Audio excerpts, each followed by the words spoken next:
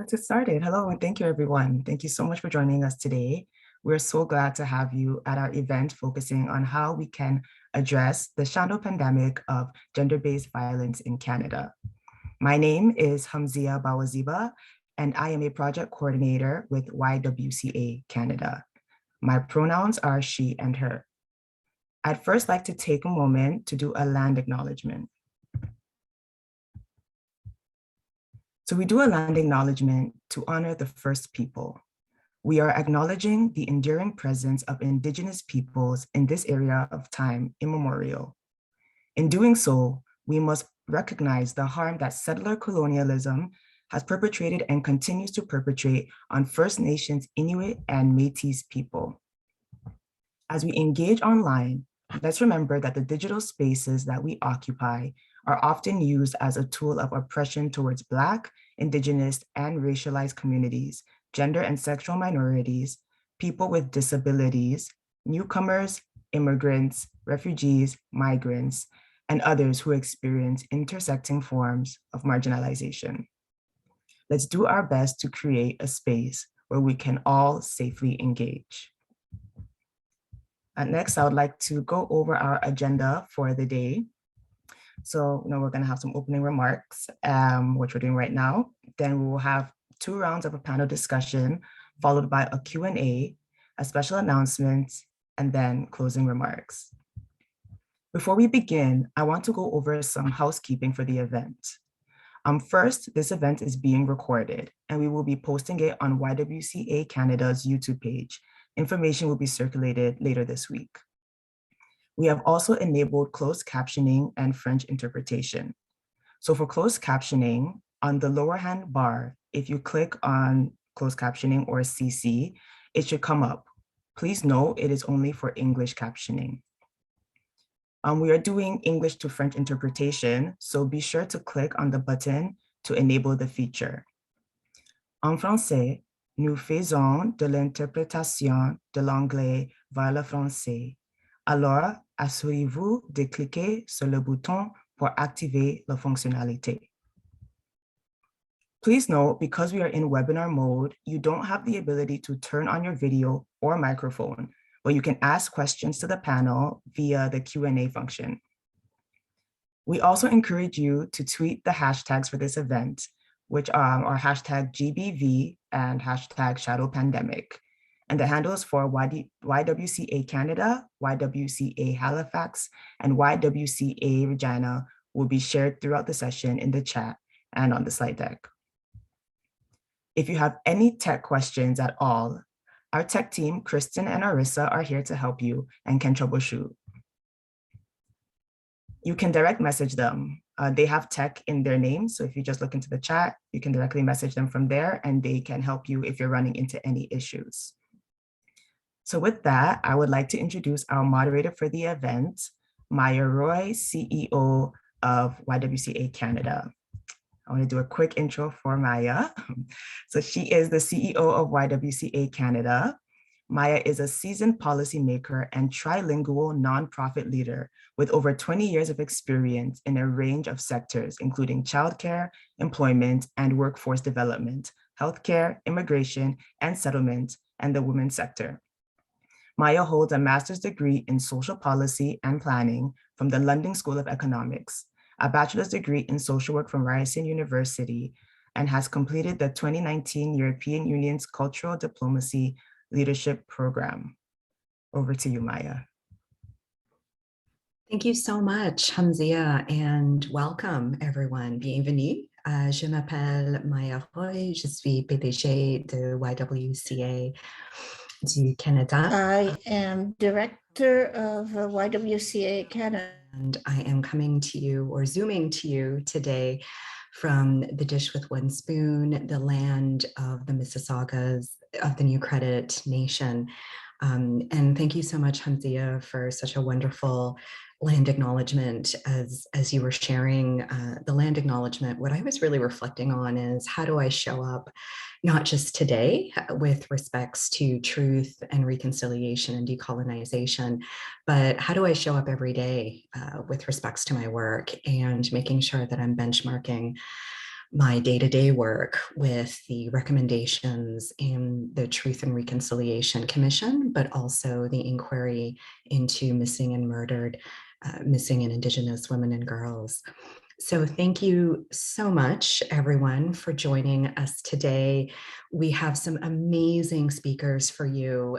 We have colleagues and advocates and change makers who have been doing the work on the ground and really unpacking not only what does gender-based violence look like in Canada, but really what are the responses and the interventions that are responding to the needs of survivors, by survivors, for survivors, and thinking about what are the needs of survivors. So I'm so pleased to be here today, mostly not just because I've had the pleasure of working with Dr. Mourad and Jessica and Ashley as colleagues within the YWCA movement, but really being able to have a dialogue and to learn from you this afternoon or morning-ish, depending on what time zone you might be with us today.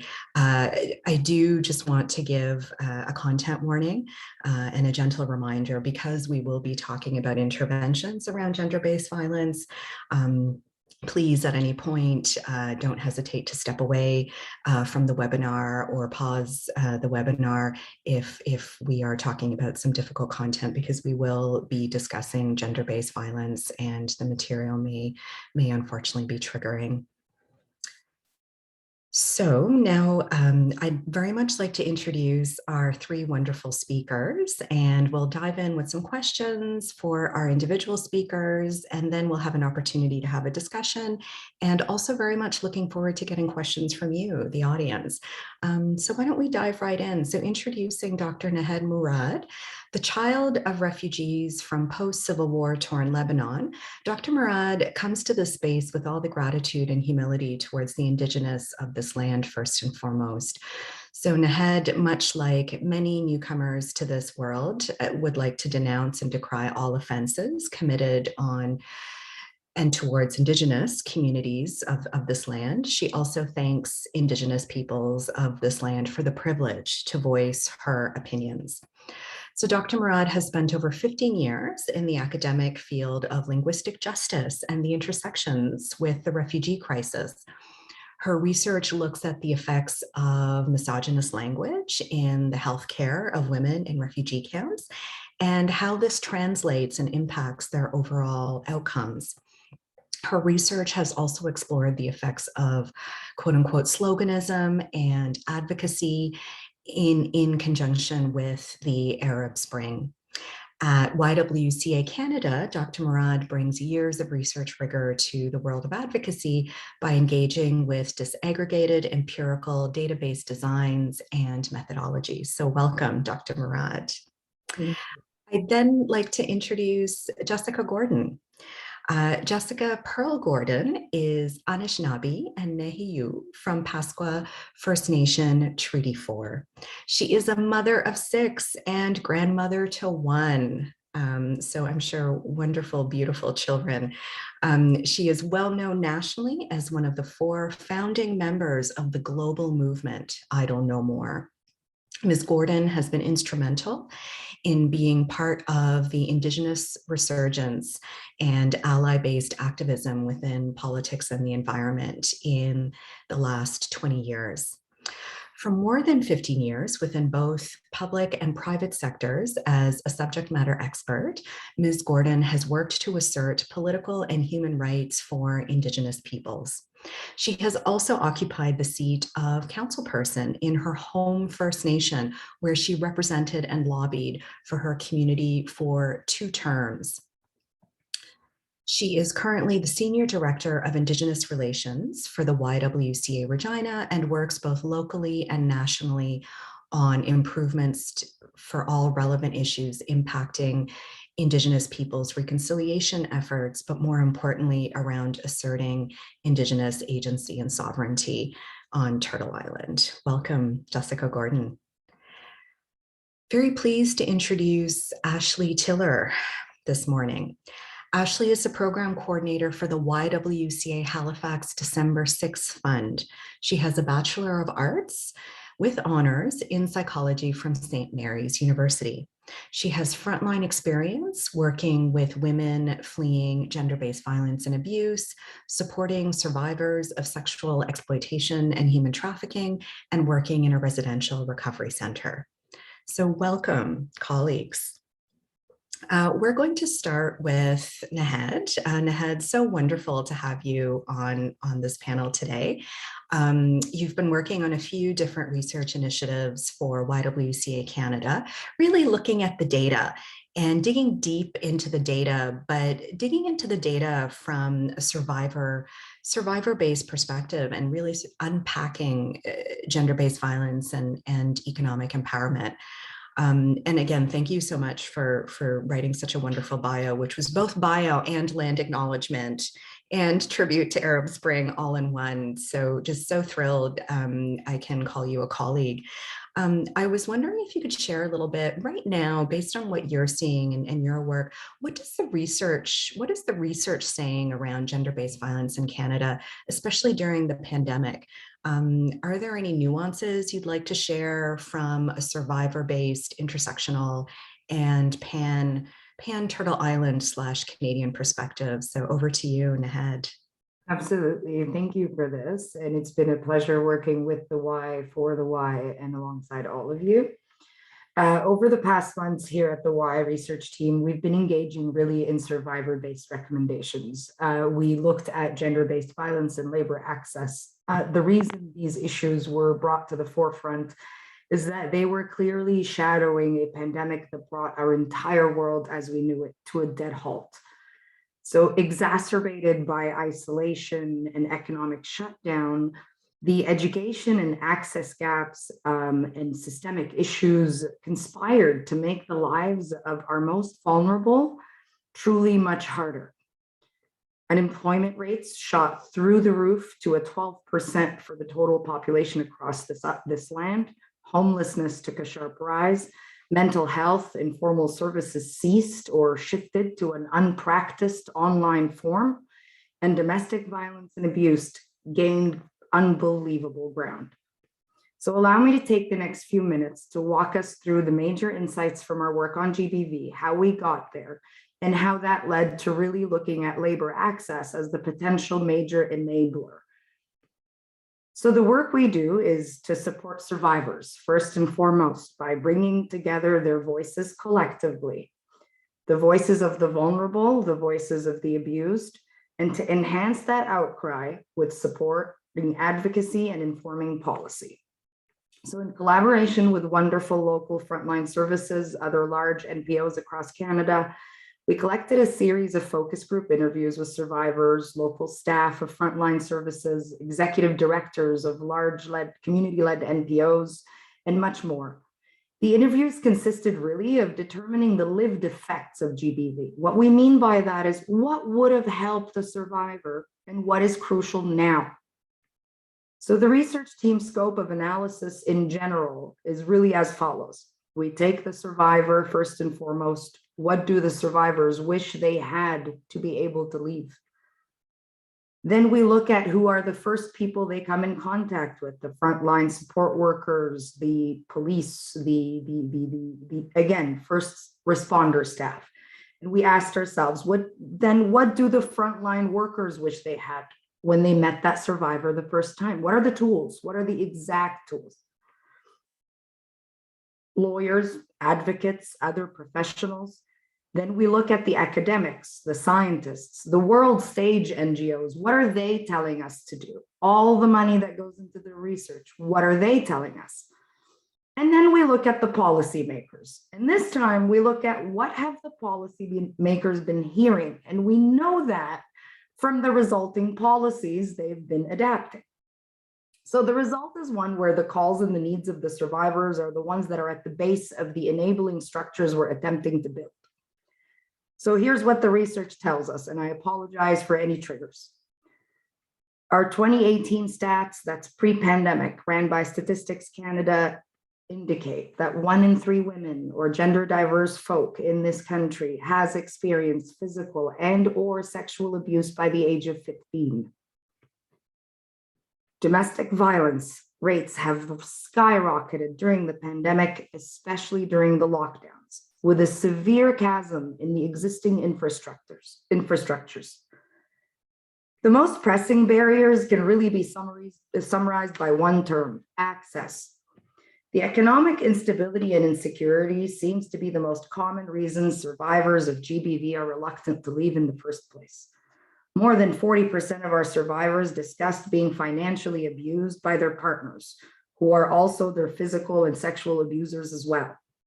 However, rarely did we find engagement on these specific issues from policymakers. And by that, we mean changes in financial and banking laws on joint account declarations are needed and crucial.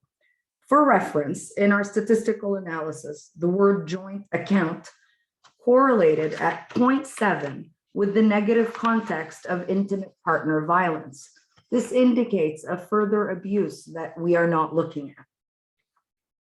Safe, quality, affordable housing that isn't a 9-year wait list.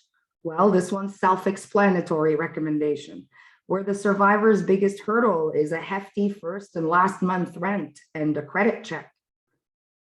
Culturally sensitive, trauma-informed first responder services. Horror stories of racism, sexism, re-victimizations fall in this category, whereby the only answer truly is a non-police force of first responders to DV. And last but not least, legal services and reform. The legal system approach to DV, as it is seen and perceived by the survivors, is one that penalizes the entire family, the woman and her children first. So creating increased access to the labor market would be a major enabler here. The pandemic has hyper shifted our economy from a more diverse labor force to a more knowledge-based economy. Warehouse jobs, hospitality, and the such, though a stable, meaningful source of employment pre-pandemic, have become precarious, unsafe work. Contract and gig work halted as large businesses who usually outsource were laying off their permanent employees. 2.5 years in, what we see is a shift towards remote, IT competent, internet facing work. An interesting approach to reaching a flexible work practice, but leaves many behind since the change was too abrupt. The answer is in upskilling. Government grants and large sums need to be shelled out to heavily counterbalance the systemic and education gaps we have found. Newcomer women, Indigenous folk, BIPOC communities who lack specifically the Canadian work experience, or Indigenous youth are the communities most struggling to find and retain meaningful employment in this new knowledge-based economy. I hope this has helped shed a little bit of light on what has been happening. Thank you so much, Nahed, and really appreciate how just precise you were being around some of the systemic barriers, because absolutely, if a woman or gender diverse community member is trying to flee intimate partner violence, first last month's credit check, first responders who are in fact perpetuating the harm, that's really, that deeper dive that you're doing in terms of the nitty gritty with respect to systems. So thank you for that. Over to Jessica. Jessica, you've been doing really important decolonization work for many, many decades. And one of the teachings that has been shared with me around just being a guest on the particular Mississaugas of the New Credit Nation land I'm on is, how do I think about my responsibilities as a guest? So as colleagues on this call and webinar participants are thinking about their commitment to not just truth and reconciliation, but also supporting Indigenous resurgence, what are some things we need to be thinking about when it comes to decolonizing in our homes or in our workplaces or in our schools? And what are some recommendations you would have for us around what needs to be done at both a systems level and at a community level? You've been doing some really interesting work around centering Indigenous ways of knowing and being at YWCA Regina. So wanted to invite you to share some of your thoughts with us. Over to you, Jessica. Thank you. Thank you so much for having me. I'm coming to you from Treaty 4 territory.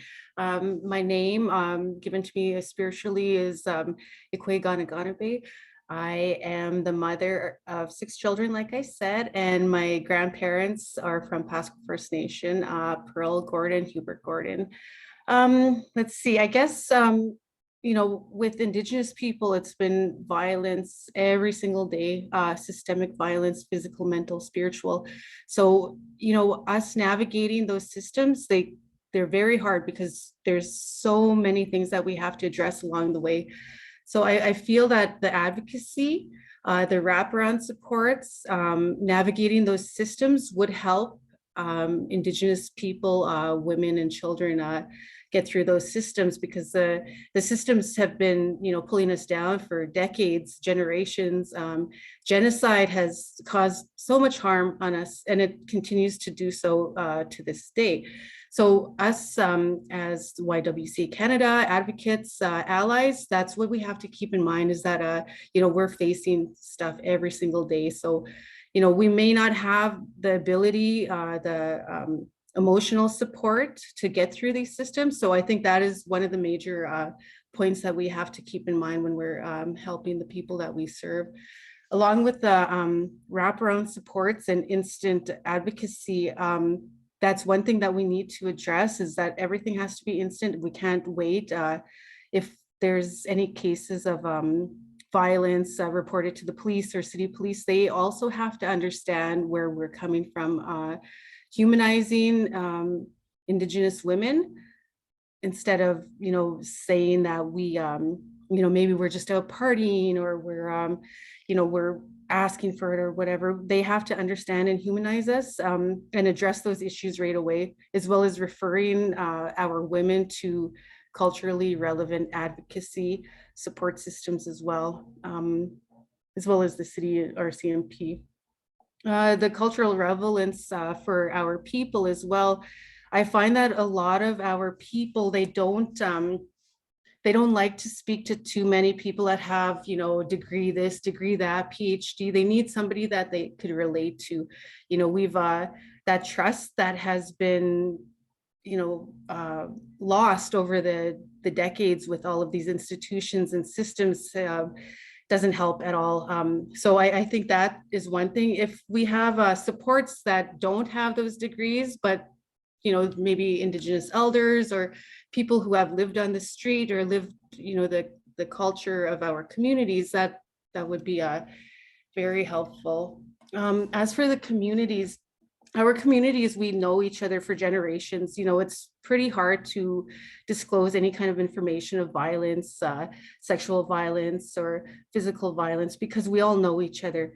And oftentimes it would be either a leader in the community, an elder, you know, somebody that has those resources or the power. So I guess at the community level on First Nations, and us supporting them would be pilot projects to, you know, maybe education, community education plan on violence and gender-based violence, some discussions, panels, so on and so forth, to prepare victims as well as perpetrators for discussion and disclosures. We have something called restorative justice that, you know, that's a big key word that's been happening for the past few years or decades. But that's Indigenous ways of being, is that, you know, we have that wraparound support. We have a hub of people that are there to support and forgive and move on. So I think that is also something that we need to address, is restorative justice practices, as well as the cultural resurgence of our people. You know, our Indigenous men, they had their roles for generations, time immemorial, what they did for our people and our community.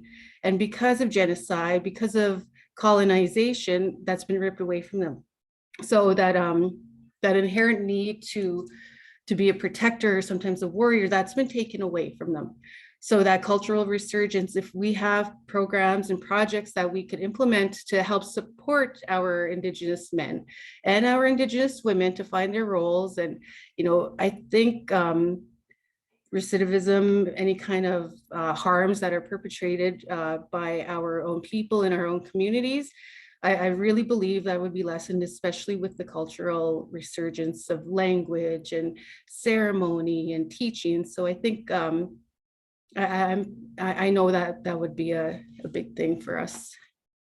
So I think that's kind of hitting, I guess, some of the main points of what we need to do, especially with the systems, understanding that, it's going to take some time to get rid of the genocide and the impacts of genocide that has happened to our people. But yeah, just that cultural relevance is really important. Thank you so much, Jessica, and thank you for being so candid and truthful, and in reminding us that, in fact, when we're talking about decolonizing, that at this very moment, that the genocidal project of colonialism continues, and reminding us, especially in our sector. For example, Dr. Cindy Blackstock has done really, really important work talking about the genocidal project within child welfare and how generational trauma also intersects. I also heard the piece around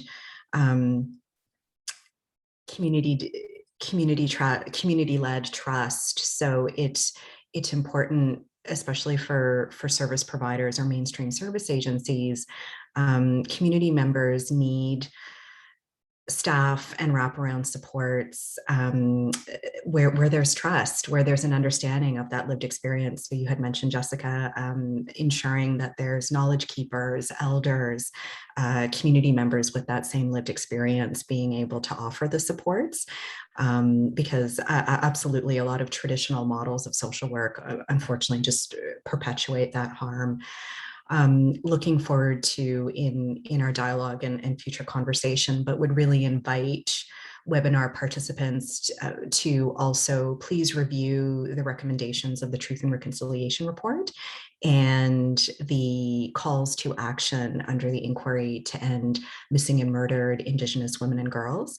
Our Indigenous colleagues and national partners have been providing evidence-based recommendations for decades, if not centuries. It's our responsibility as non-Indigenous people to start listening and doing the work.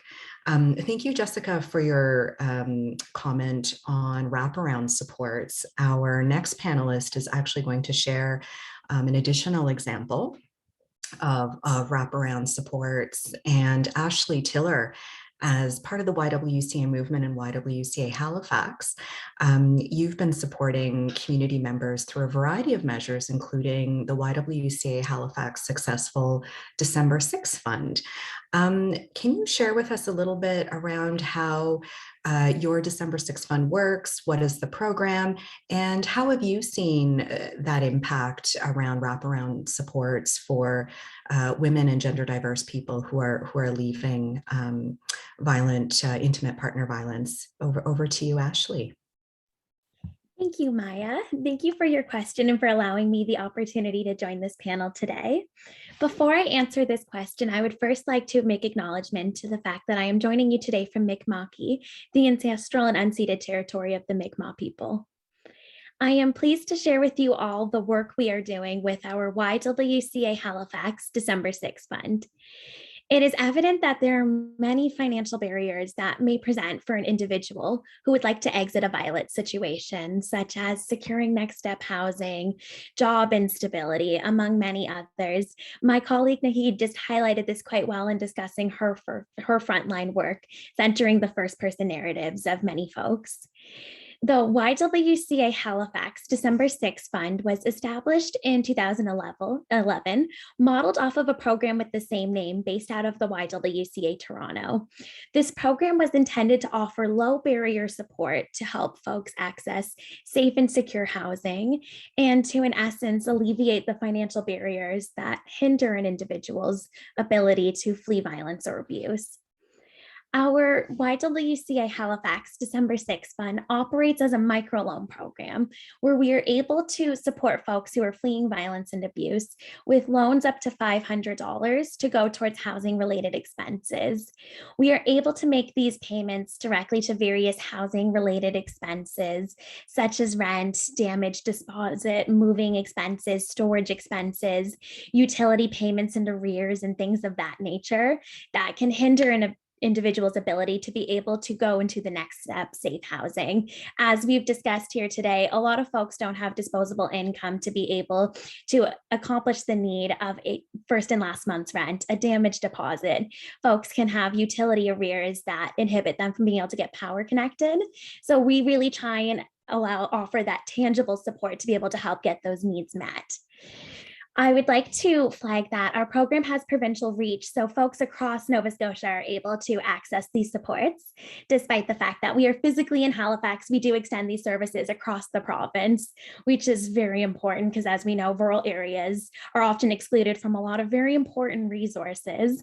So I do like to highlight that. I also like to highlight that utilizing the lens of gender-based violence, we extend inclusion for our programs to all cis and trans women, two-spirited, gender diverse, and gender non-conforming folks. We recognize that trans folks experience violence at higher rates. And as such, we deem that it is important to name trans inclusivity when discussing our program. We also recognize that gender-based violence presents in various forms, and as such, all presentations of violence or abuse are eligible for inclusion within this program. Our program is structured as a loan program because it operates as a revolving fund. So all payments that get made on loans go directly into the pot to be paid out as a loan to another individual. This model allows for longevity of the program. The loans that are offered are non-interest bearing and the repayments are based on individual means. And we like to communicate to all folks that we work with that accommodations are being able to be made at any time to ensure that this payment is not a stress or a barrier within their lives, and that payments can be paused at any time if needed as well. In addition to the microloan, we support folks with greater resource navigation and advocacy. Fleeing a violent situation can present great complexities, and we strive to be adaptive and responsive in the support that we offer. The YWCA Halifax was able to partner with the Be the Peace Institute to conduct an evaluation of our December 6 program and its relative impact. This evaluation was a 2-year project funded by the Standing Together Domestic Violence Shift Grant through the Nova Scotia Advisory Council on the Status of Women. 30 program participants were interviewed by staff from the Be the Peace Institute. And this evaluation of the program yielded a few very key findings. First and foremost, fear and safety were noted as the biggest motivators for leaving, as well as greatest barriers to escape.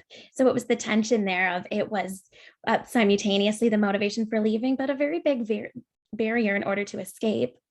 It also identified that financial insecurity and housing insecurity were named as major barriers for folks who were hoping to flee violence. Of the individuals interviewed, the majority noted that the December 6 Fund was a primary reason for their eventual safe exit from the violence. And they noted that specifically it was both the loan and in large part the emotional and resource navigation support from the staff that was able to enable that safe exit. It can't just be the money in conjunction. It needs to have other supports and emotional supports as well in order to actually enable that safe exit. was also noted by folks that the payment portion was empowering. Folks appreciated that they could make the payments based on individual needs and that they got to help derive schedules that worked for them. They also liked the opportunity to give back and support other folks, and many identified that that was a priority to them. It allows folks to have that empowerment and not be a passive recipient of services, but to get to work towards supporting others in their community and having that give back and engagement with community, which we can all agree is so important. While the financial support evidently was a main key barrier to the exiting of the violent situation, this evaluation revealed a few key successes of this program as well. First and foremost, utilizing a trauma-informed survivor-centered approach by staff, the specialized knowledge of available supports and system navigation, and to have a support that listens without judgment and offers empathy was paramount. I would like to conclude my explanation of the program by offering you guys a direct quote from one of our program participants to highlight the impact of this program and of similar programs such as this one that can have on an individual. The quote I'm going to read says, "As a result of the money I got through the December 6th fund, I was able to move into my own apartment where I felt safe, met new people, and got a position at work with increased hours, all because I was able to get away from the violence." Thank you all for letting me share. Thank you, Ashley, for those powerful words from a survivor. And I think that evidence-based approach that you're talking about, having a third party come in, do the evaluation, taking a look at the December 6th fund, it gives us some insights. You know, what are some practical tools? The systems navigation piece that you mentioned with respect to wraparound supports. I think what I've been really impressed with how local YWCAs do the December 6th fund is it's not just transactional. It's not just about giving a community member money. It's about that community of support, but then also bringing in the disaggregated data, as you pointed out, Ashley. Trans and gender fluid community members are at heightened risks of violence, and you're naming that up top explicitly. So you're ensuring that that anti-oppression piece is sort of built in the same way, Jessica, when you were talking about the restorative justice circles, really, really important model for acknowledging and referencing Indigenous ways of knowing and being, while mainstream service agencies can also essentially, you know, stay in our own lane while we also provide supports, as you mentioned, Jessica, in terms of ensuring traditional roles and responsibilities are reflected in holistic supports. So thank you so much. We're going to move on to sort of the second piece, and this is where I'd invite all three of our panelists. If you'd like to turn your cameras on, we can do a little bit of a back and forth. And basically, where the government of Canada is back into session this week, we had an election, we had our COVID election, and I can't imagine sort of how tired 8 billion humans are on the planet right now with respects to COVID and just getting through this pandemic, but also that disproportionate impact, as we heard, whether it's through colonization and the genocidal project that's disproportionately impacting our Indigenous colleagues and loved ones and community members, or you know, how do we think about a whole government or whole of society approach to ending gender-based violence? We know everybody has a role to play, but we're also in a really interesting moment because the current government in power has committed to doing work around gender-based violence, and has also identified or starting to identify what different parts of society and community how they need to engage with ending gender-based violence. So for our three panelists, and for sort of whoever wants to jump in, basically, if, you know, what should be the immediate priority? I know that's a challenging question, especially when we're talking about gender-based violence so broadly, but what would, if you were in charge, what would essentially be your to-do list, or what would be your immediate priority, not just for the federal government, but also potentially for your potential province or local government or territorial government that you're zooming in from today? I'll make an attempt at it first. I believe representation of Indigenous women on all levels, not just government, federal or provincial or municipal, but also in our organizations, our corporations, I guess supporting and promoting those roles and ensuring that those voices are heard at all levels. I believe that that would be my priority for sure. Absolutely. And is there anything that non-Indigenous folks that we should be thinking about to ensure that representation? So I'm thinking just off the top of my head, ensuring proper hiring of Indigenous employees that reflect the community, how we can vote and support Indigenous candidates. Yes, for local band community elections, but also with non-band elections. Is there anything else we should be thinking about just to push for Indigenous women's representation? I think by non-Indigenous people supporting and promoting those roles of Indigenous women in leadership, it's also promoting our marginalized communities, the racialized communities. So it doesn't necessarily always have to be, okay, we're supporting Indigenous people, but by supporting Indigenous people, you're also supporting people that are living below the poverty line and, all of the barriers that are faced. So I think keeping that in mind, that might help as well, because there are those biases that a lot of the non-Indigenous people have, and they might not want to support, but if, you change that way of thinking, I believe that it would be much easier. Yeah, I would agree. I have watched over the last 15 years, I've watched Indigenous aunties and Two-Spirit knowledge keepers and leaders disrupt in Ottawa. And for me, what I'm always thinking about, how can I actively provide solidarity, either verbally in the moment. Sometimes it's about disrupting an inappropriate comment. But if there's one thing I've seen, especially in Ottawa, when Indigenous aunties tell us to do something, we better do it. Because no, I'm serious. And as you know, Jessica, like we had Roberta Jameson come to our AMM earlier this year. It is precisely, especially as someone who aspires to be a feminist, it's precisely the kind of gender-based analysis leadership. But also Indigenous communities, when I watch 15,000 years of Indigenous governance, subject matter expertise come up against colonial Ottawa, let's be honest, I know where the quality is. Let me just put it that way. So absolutely, how do we support Indigenous women's representation and also reinforcing and amplifying their messaging as service providers and as NGOs and policymakers? Ashley, Dr. Mourad, anything you'd like to share? What would be one of your key priorities that we should be thinking about? And especially with a new government, minority government in Ottawa, usually about 18 to 24 month window. And minority governments in Ottawa are also a very good opportunity to get things done, because as much as there's pros and cons to every system of governance, all of the political parties have to work together in a very different way.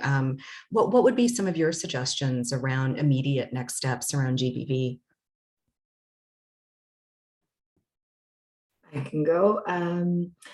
So I just want to maybe loop back a little bit. Thank you so much, Jessica, for specifically discussing the issue of representation. And I think that most of us on this panel today have in some way, shape, or form felt tokenism ourselves in a lot of ways and have been given the burden of explaining our own populations who we may kind of or may not fit into necessarily to a T, to white men colonially in Ottawa. And I think that's a bit of the issue. So I'm going to twist it around a little bit and go on the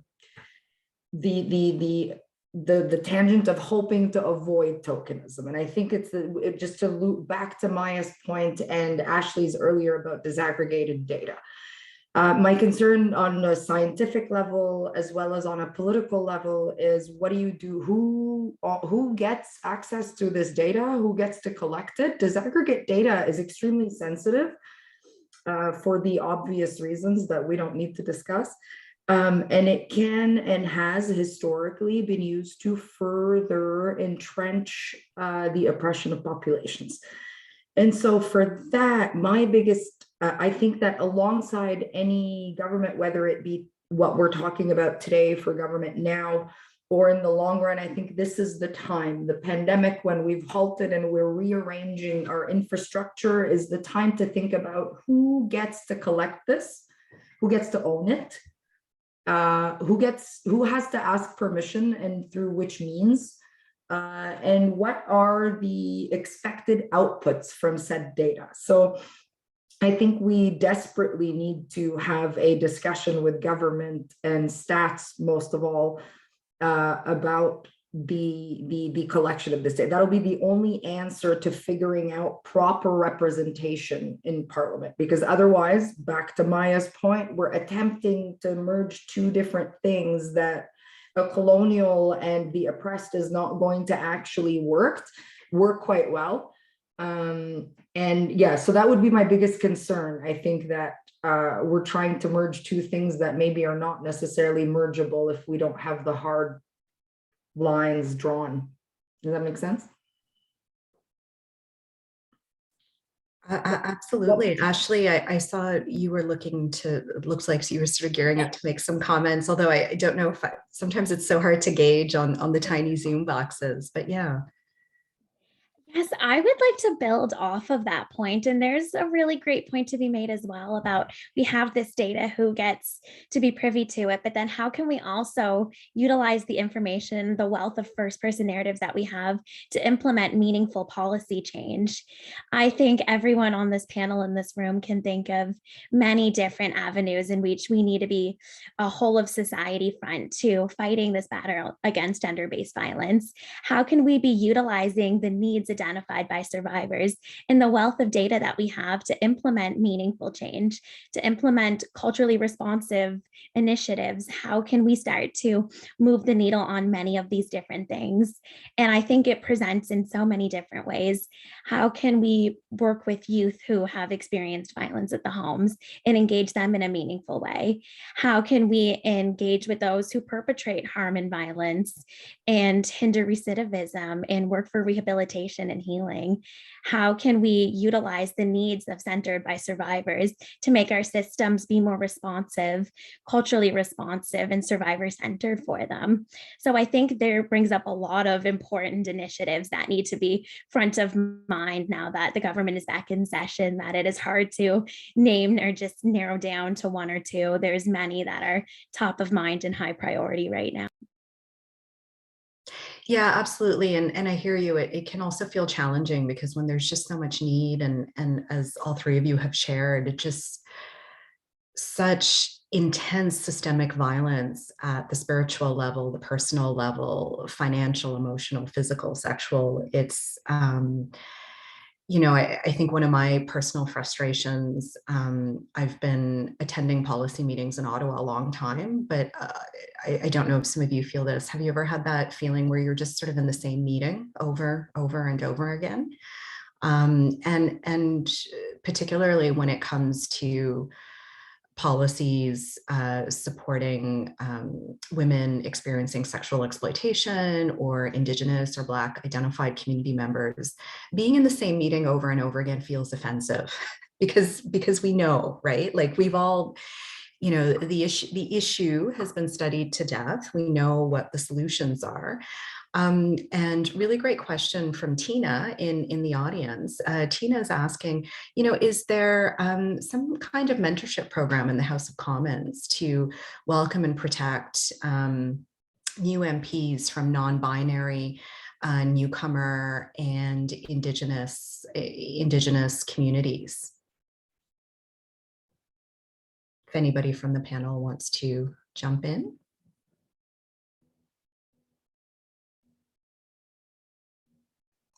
Sorry, could we get a repetition of that? I think the mic kind of may have cut off on my. Sorry, that's probably my laptop.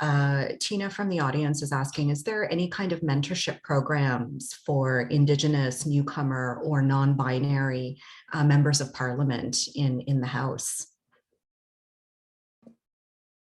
Not that I'm aware of, but I do know that, you know, if you get to know your MPs, even some of the senators, they're, especially the women, they are so amazing at supporting and, you know, mentoring young women. So I think if anything, if you're interested in politics or, you know, the House of Commons MP, reaching out to your MP and some of the senators, they're amazing. I'm so surprised every time I'm able to talk to them. But none that I know of, like mentorship programs. Yeah, and you raise a good point, Tina, because also I know, especially in this last election, I believe we have our first elected Two-Spirit representative in the House of Commons. And I know in the past, for example, Inuk identified MLAs, a representative from Nunavut has spoken very openly and publicly about her experiences of racism and actually being racially profiled within the House of Commons. So Tina, you raise a really, really good point, you know, that mentoring is really needed. There are programs like Equal Voice, but I don't know if Equal Voice actually applies to gender fluid and gender diverse and women from diverse communities who are actually stepping in to their role in the first time. So good to know. Also wanted to ask panelists, you know, we talk a lot in our sector about trauma-informed support or holistic support. What does that mean for you personally, or what does that look like for you based on your work in the field?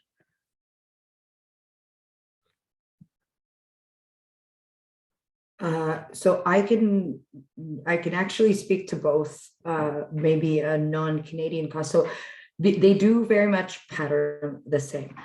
So from a refugee crisis perspective,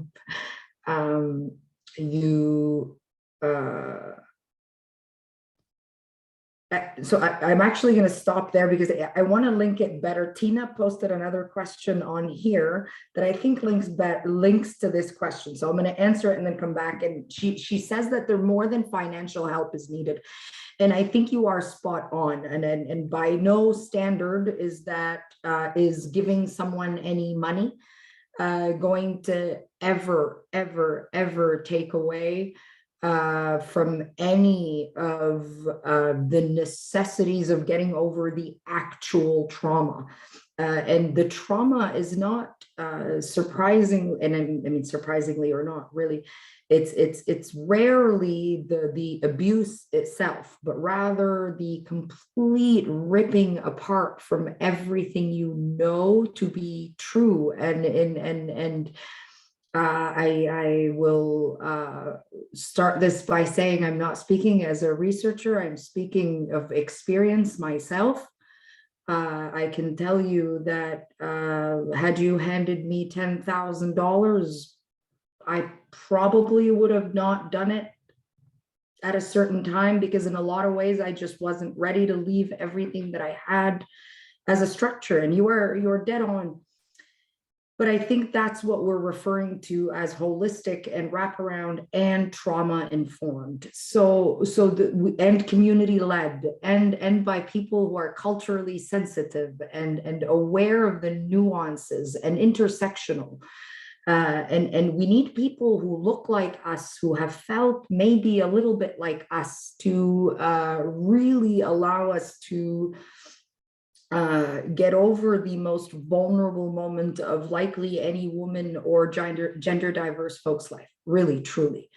My heart goes out to the Indigenous women of Canada. I couldn't honestly imagine what going to sleep not knowing if my sister is going to come home or not is doable. I really don't know. And I couldn't imagine it. And I think that's the first one we need to just really get done. We need to figure that problem out first and foremost.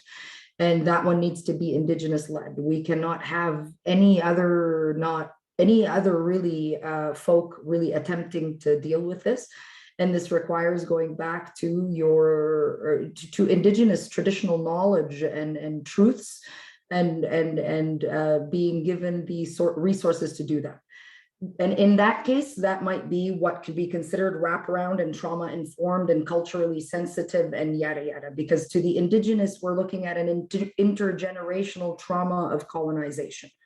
Mine may be slightly different. That of my mother's may be slightly different. We, as I said a little bit in my bio, I am in a lot of ways a privileged child of that asylum. The asylum that my parents may have felt is not one that translated poorly on me. I'm clearly very well privileged in this world today. And so to me, maybe culturally sensitive would have been someone who maybe understood what it was like to be a young mom, maybe someone who didn't want to be culturally stigmatized as a young Muslim woman living in Canada. And so I think the stress is the trauma itself. We need people, you can't really work in it and be informed in the trauma without having in some way, shape or form yourself been vulnerable to said trauma. So really the community-led aspect and the culturally sensitive is the trauma part. And that goes back to Tina's excellent question about money does not solve the problem. You're right. That's what the community is there for. But the money helps the giant obstacle of living on the street in a shelter or having to rely on, all sorts of other ways. Does that kind of clear? And again, I think it's very different to the Indigenous women's issue when it comes to cultural sensitivity and trauma is very different than other communities, and much like was pointed out, very different from trans communities and gender diverse folks. Yeah, I appreciate that. And again, thank you for sharing, because I know, just coming from my own, and I'm speaking now to you very personally from my own personal experience. I would never ask a woman, not only is it triggering the inappropriate question, why didn't you leave sooner? Because I know firsthand exactly how hard it is to leave, not just once, but twice. And you're right, it's not just about the money. I wasn't able to leave until I had that circle of support. And to your point, Jessica, it was everybody benefits when Indigenous ways of knowing and being are actually centered in the process, because there was a very specific incident when I needed certain paperwork signed. And I was like frantically calling different community legal clinics, and like Salco was amazing, as they always are. And at one point I said to a friend, well, I can send a process server to send the divorce papers, because of the literally the physical safety issues connected with leaving. And this really incredible Haudenosaunee knowledge keeper, and I'm very privileged to say, a friend of mine, she said to me, she said, no. She said, this is women's work. She said, we'll handle this. And when I got that message, I just got goosebumps. This is women's work. And sure enough, I found out later, I'm very privileged and honored to have had this experience. But a group of women and friends led by this woman just went quietly to the perpetrator's home, quietly pulled him aside, spoke to him. The other non-Indigenous women packed up my stuff. The Indigenous women, as they said, this was women's work, had a little chat, had a little chit chat, got the signature, and then left. And they quite literally saved my life, like quite literally. So apologies for sort of putting that on everybody. I hadn't quite expected that would come out on today's webinar, but absolutely, we're coming from a place where we're trusting our own inner wisdom, but also valuing our expertise and experiences as survivors. Also want to share, and thank you to Aniska for Tina's question, Operation Black Vote, Muslim Youth Fellowship, and Proud Politics have also done a lot of work. So thank you so much, Aniska, for sharing. Was there anything else, Jessica, Ashley, that you wanted to share as part of this conversation before we move into the next piece? And apologies to participants. I see some folks are having some technical issues in the chat. So thank you for being patient with us. First, I want to thank both Nahid and Maya, both of you, for your very candid conversation and personal relation to this topic. I think me and everyone else joining us here today got a lot of value out of seeing how this shows up for people. I think one thing that really comes up for me with this work when we're talking about the lens of being trauma informed and working with folks that are fleeing violence, it's that you need to know that everybody's experience is so singular and that there's so much diversity and variety in how people experience the pain or trauma that they have gone through and how they name and identify it. And one big key takeaway that I think is important to name here today is that we can't assume that the folks we are working with are in a place where they want to exit their violent scenario or they are ready to do that. So it really is just making sure that you are being completely client-centered in your work and that you are meeting people where they're at and the needs that they have identified and the type of supports that they are looking for and are ready and able to access. And I would like to circle back to Tina's point that it is absolutely so true that it is much more than the money.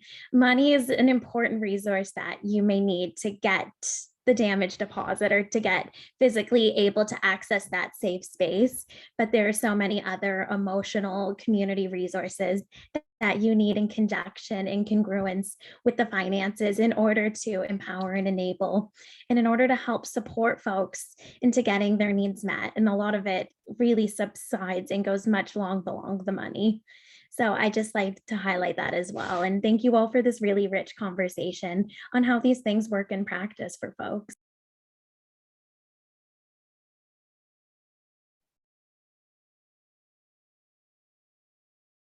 So thank you so much. I just wanted, before we move to sort of our closing pieces, I just wanted to move back to the panelists. And if you wanted to share any final closing thoughts or reflections, we have over 150 people registered on our webinar today. Thank you again. We just before we wrap up, wanted to throw it back to the panelists around if you have any last minute reflections that you'd like to share with our audience and before we close up for today.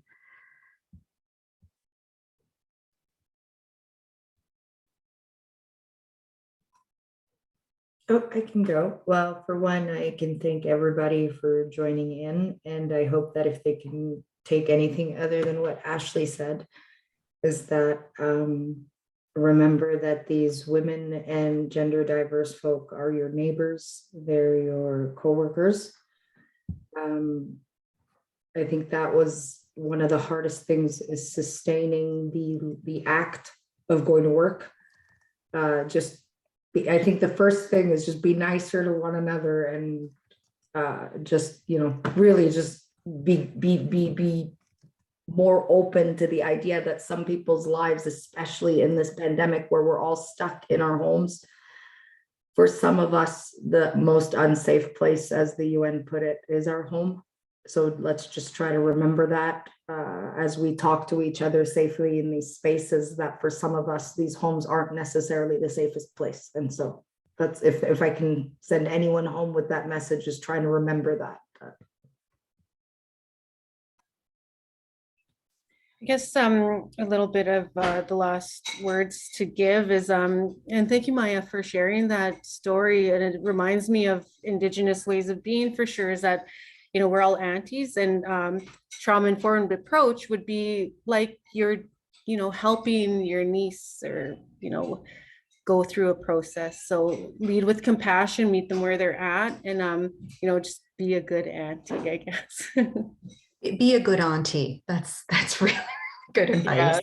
And that's our kinship, the Indigenous ways of being. And, everybody could practice those values. You don't have to be Indigenous to practice those values. That's a really, really good point. Over to you, Nahed, and apologies. My staff just told me that there are some new questions coming in that I don't want to lose. So I will be sharing some of those audience questions with the panelists in a few minutes, but please, over to the panelists just around sort of last minute reflections, and then we'll do the Q&A. Thank you. For my last final reflection, I would like to really appreciate the sentiment that Jessica just left us with. And it's very important words for practice and for us to all engage as members of our communities. I would also like to echo what Nahad said about how sometimes our homes can be the most unsafe space for us. So I really just implore everyone in this room and on this panel and joining us today to think about how we can create safe spaces in our communities and how we can create those safe spaces for one another. If it's outside our homes, where in the community can that look like? And how can we enact that and create that as members of the community and as service providers across the board? How can we work at connecting people and engaging people in safe spaces? Yeah, so very much building up those relationships. Really interesting question from the audience, and this, for anybody who'd like to answer.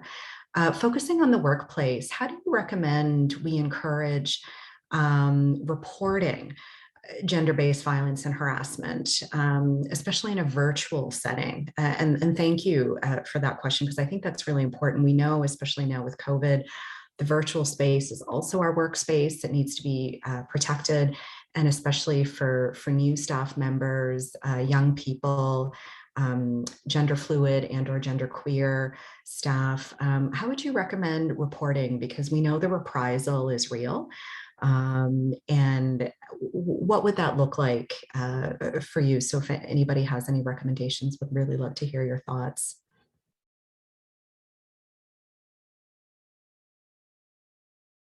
Would you like me to repeat the question? I don't know if I'm having sound issues again.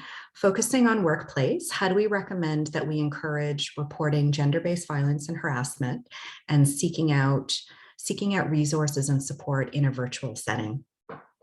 I can take that one. I've thought about this one a lot. I can say that I don't think the Y or anyone to this moment, we've been pushed into this, as I said, way too abruptly to be able to figure out a quick answer to this, but that's a brilliant question.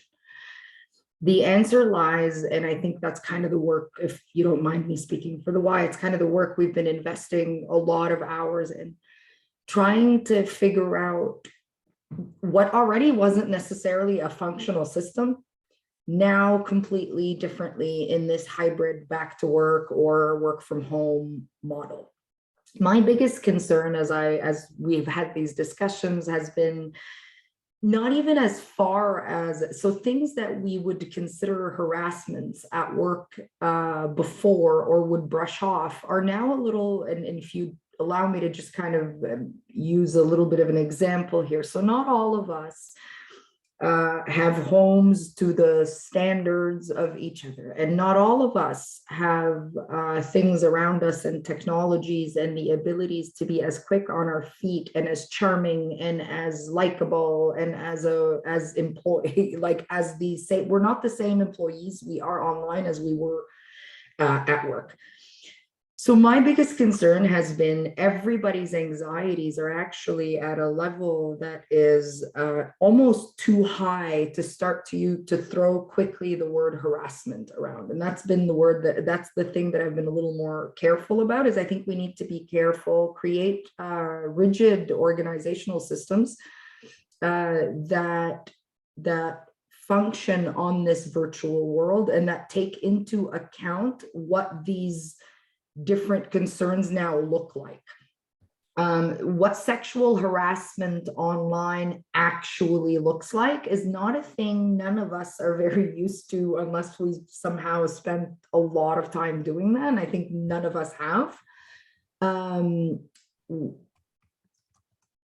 Yeah, really, it's too tight still of a, if I'm going to answer it in any way, is we're all trying, I believe, to work extremely hard to find a way to not fall in the same trap of using what was already a non-functional model on a virtual platform that isn't really reading harassment in the same way, if that if that translated okay. Yeah, we could fake things a lot more differently before. Now you have full eyes into our spaces. So.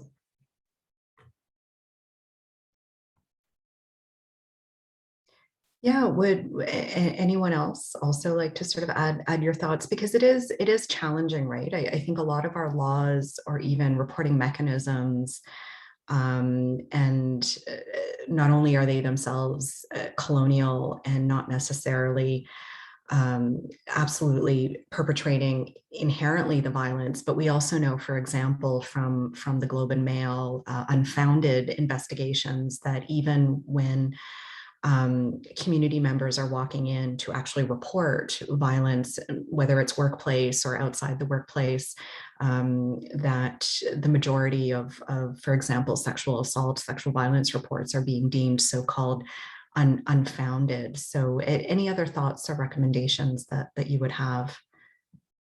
I believe anonymous reporting would surely encourage more of that reporting. Also the after support and after care, checking in with them. And that's not just in a virtual setting, but also in person as well. So anonymous reporting, not just for sexual harassment or any kind of harassment, but also racial discrimination as well. I would like to follow up on Jessica's points, and I think they're very well articulated. I think it's important that if we do want to encourage and invite open dialogue and people to feel safe and comfortable coming forward, that there needs to be policies that name protections for folks who do disclose harassment or violence they've experienced in the workplace, so they know that their position isn't at jeopardy and their economic stability isn't in jeopardy. I think it's also very important to have policies that name how these things will be handled when they do come up, to make sure that there is protection for the folks in our workforces. It's also going to be interesting too, because I think, as, for example, even our offices now have become more pan-Canadian. I now have colleagues based in Ottawa and Regina, which is awesome. But also as people, for example, I've spoken, I'm part of like a separate leadership training where some of my American colleagues are supervising Bengali women in Calcutta, India. And they're trying to think about health and safety. They're trying to think about gender-based violence. And one of the things I shared with them is, okay, so because I know what GBV looks like in Kolkata, having both experienced it and tried to avoid it, sometimes unsuccessfully, I talked to them about transit. I talked to them, for example, around them needing to think about when this colleague is supervising the team in Calcutta, they're actually going in for the night shift and they're taking a bus on public transportation to get to the call center. And so she needs to think about that if she's thinking about health and safety. So what are the laws in other countries? But I'm also, what I'm hearing from our panelists is also doing some of that user end design, right? Like, what is it that survivors are saying and experiencing, and then working backwards from that. Another really good question, and it's a question directed at me, but any of the panelists are happy to jump in after I answer it. So a member of the audience, and this is an excellent question. Thank you for holding me accountable. I'm wondering why a presentation about gender-based violence in the introductory land acknowledgement, there was only an inclusive acknowledgement, not a special acknowledgement of gender-based systemic abuses to the relevant communities. So I'm going to interpret this as, why didn't we speak specifically around violence impacting First Nations, Métis, urban, Aboriginal, and Inuit women, Two-Spirit, and gender diverse people? I think that's a very important question and really appreciate it. I would agree with you, because we don't want to do a land acknowledgement that is simply ticking a box. And wanted to share with the individual who's asking the question, one of the things internally at YWCA that we need to start doing better is actually benchmarking our internal policies, our internal operations to the Truth and Reconciliation, the very clear recommendations for service providers, but also there are very clear calls to action.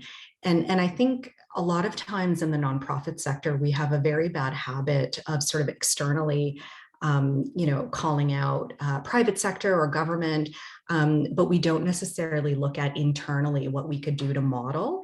Yes, we're the charitable sector, so we may not have the resources, but we can absolutely, especially, for example, when Indigenous community partners have been giving very good advice, very clear recommendations, actually start to mainstream that internally. So one of sort of the next pieces that we're doing internally, going back to the piece around data and who owns the data, there's a data protocol called OCAP, and that was developed by a number of Indigenous scholars and academics with respects to how data, who owns the data and how the data should be used ethically. But in speaking with some of our Indigenous community partners like Indigenous Friends Association, they've also now pointed out to us that OCAP isn't inclusive for Inuit and Métis community members, so they're actually recommending care. So we're now going back to the drawing board, taking a look at both OCAP, both care, and starting to think about, okay, how do we make sure that this is being done ethically, this is being done with integrity, and this is being built in. The piece, for example, Jessica raised around degrees. I think I had a real learning moment where, and really appreciate the auntie who sort of very kindly shared with me, and I'm sort of disappointed in myself that I hadn't made this connection earlier, but she was kind enough to do some emotional labor and share with me that it makes sense if you're asking to hire social workers with certain pieces of paper or with a certain social work degree. Maya, how do you expect to do that as a CEO if, because of generational residential schools, understandably, many diverse Indigenous communities do not trust the school system? The school system is itself a site of oppression and trauma. And so you need to think about how you do your hiring. How do you create inclusion in a workplace for Indigenous identified staff? So not only do you start to hire, but also start to retain. So I think there's a lot of areas that we need to start doing better. And I know I'm certainly committed to doing that. So for example, currently there's a subject matter expert who is actually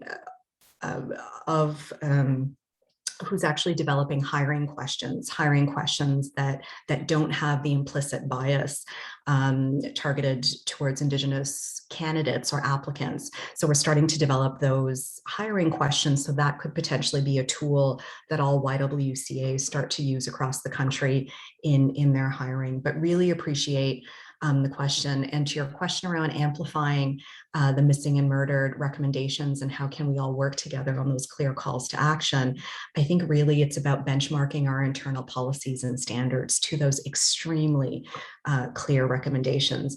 And fundamentally, it's about non-Indigenous people stepping up to do the work. There's only so many orange squares or t-shirts, and all of that work, yes, is very important. But what I'm hearing, and Jessica, you're more than welcome to disagree with me, but what I'm hearing is that non-Indigenous service providers, institutions, we need to show up with our best selves, roll up our sleeves, and start doing the work. And as you pointed out, Jessica, be a good auntie while you're doing the work, being a good auntie. So I'll sort of leave it there. And if any of the panelists would like to share some thoughts, because again, in terms of where you sit in the YWCA, I'm sure you're also seeing things that I've missed. I think Nahed, you had your hand up. Your Simpsons hand was up. My Bart Simpson hand was up. The Bart Simpson hand. So thank you. Yes, that's absolutely and again, from CEO perspective, that's definitely what we need. We need someone who is very sensitive to the nuance that we are attempting to find a cohesive new Canada to agree to. I can say from a research perspective that was, and Maya can attest, one of my biggest struggles when I first started, and it's actually the reason for that lengthy bio about who I am, even though I sound so white. The lengthy bio is to explain the space from which I come. And it's not an ad hoc space, because when and though that I have spent years in the world of NPOs and NGOs and advocacy, it was quite honestly women who are from my background and one that I can probably understand and relate to and predict a lot more. When I started looking at this and we looked at GBV, it is absolutely clear, and I believe your name is Ellen, the question came from someone earlier about what we're doing to amplify the voices, and it's more or less the same to me. When I first started doing this, one of my biggest issues was the land acknowledgements, because I don't like them, because they don't sound genuine. My land acknowledgement is one where I was, again, and it was, I hope it was clear that I simultaneously thank Indigenous communities and apologize for any engagement in being led, misinformed, misguided by any of the colonialism. However, I myself am the child of refugees of asylums of that same colonial. And these types of little heterogeneous things that are intricate about Canada and its multi-ethnic background is the reason why we need to always keep in mind what that space is. So when I first started, and I remember coming to Maya, and now we're currently working on it, we absolutely separated the issue of gender-based violence in Indigenous communities from the larger population. So that is kind of what I meant by disaggregate data.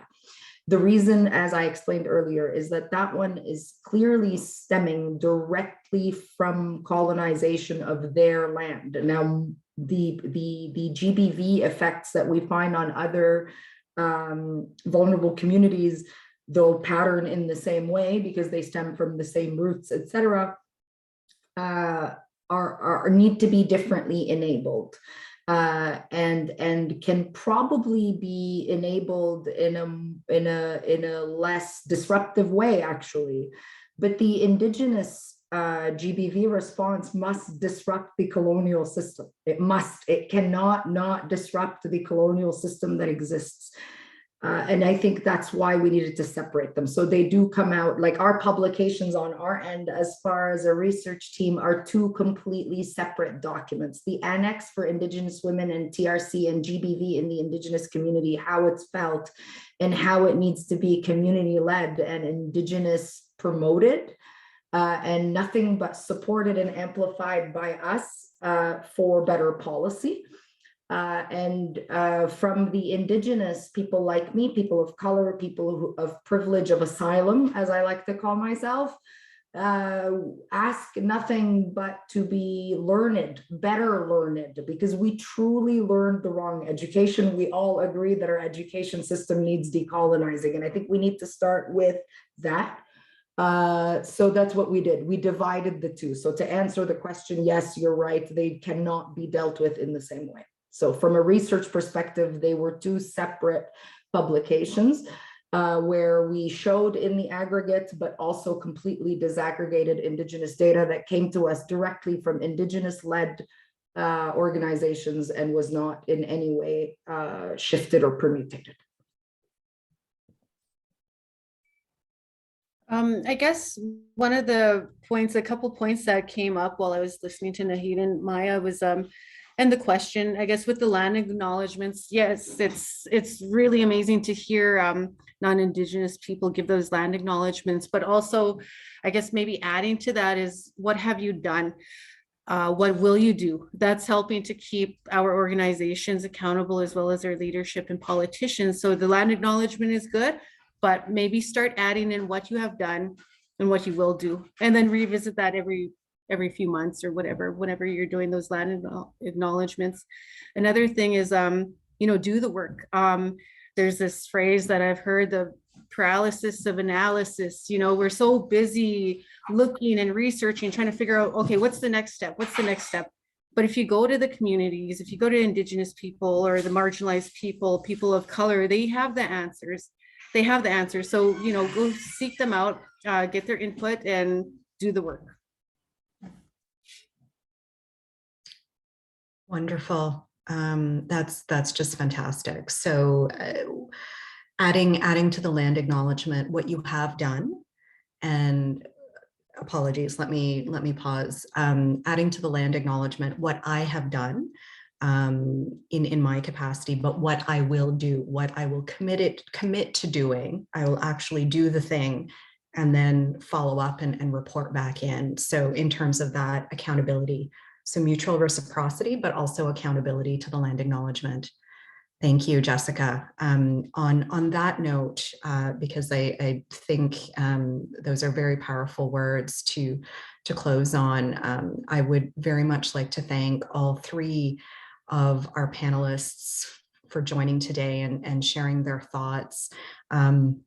We have many decades of expertise of survivor-centered, trauma-informed responses. So I'd like to very much acknowledge all of your work, but also wanted to acknowledge that our work here at YWCA Canada in ending gender-based violence wouldn't be possible without our generous and committed community of supporters, such as all of the lovely people who are fighting Zoom fatigue and decided to join this call. Our three panelists here today, because I know all three of you are also very, very busy doing the work on the ground. So appreciate you being able to take your time.